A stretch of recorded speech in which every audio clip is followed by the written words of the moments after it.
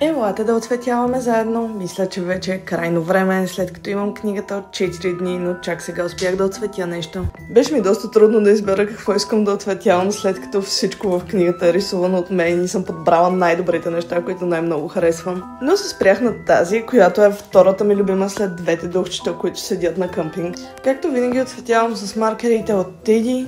Но, моля ви, ако някой има предложения за маркери, споделете ги в коментарите. Много бих искала да си намеря някои хубави маркери, които се преливат добре.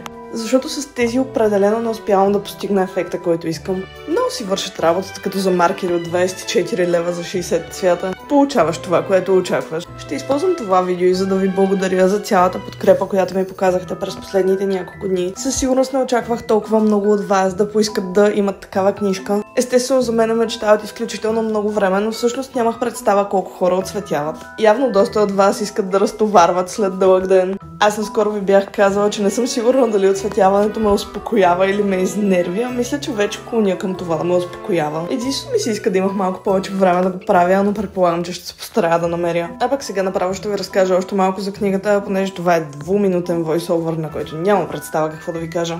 Книгата естествено е все още налична, има доста бройки от нея, така че не се притеснявайте, няма да я изпуснете. Можете да я поръчате единствено на лично съобщение тук в Instagram или в Facebook, тъй като за момента все още нямам сайт.